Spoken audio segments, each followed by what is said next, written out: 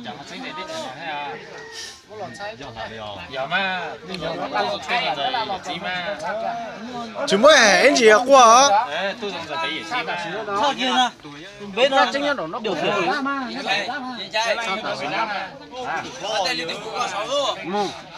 做弄这个活的，搞这个活的没事情。Một nơi tuần chơi nó. 这个活的俺都知道了。哇！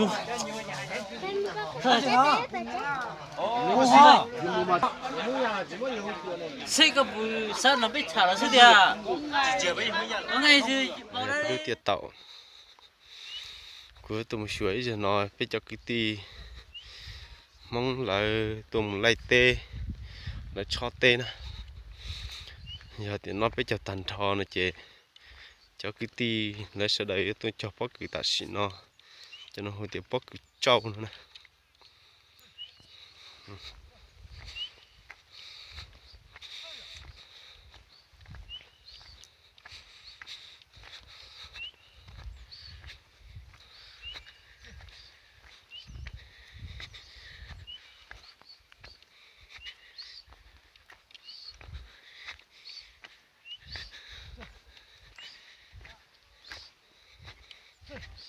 những cái lai tạo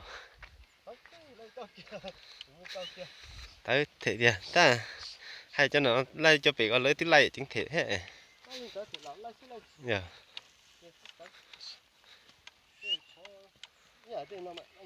ừ dạ thuận nếu vừa nói nó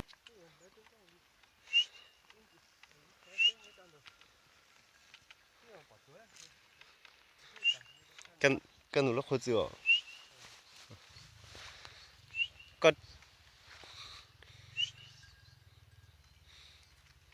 xin thì chơi à ôi chém ít bịa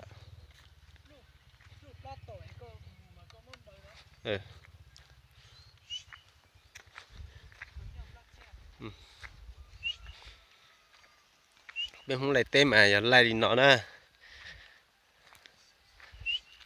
Đây là phong tục người Mông trên vùng cao đấy. Chúng tôi thường chúng tôi vẫn cày như thế này nhá, mọi năm mọi ngày chúng tôi vẫn cày như thế này.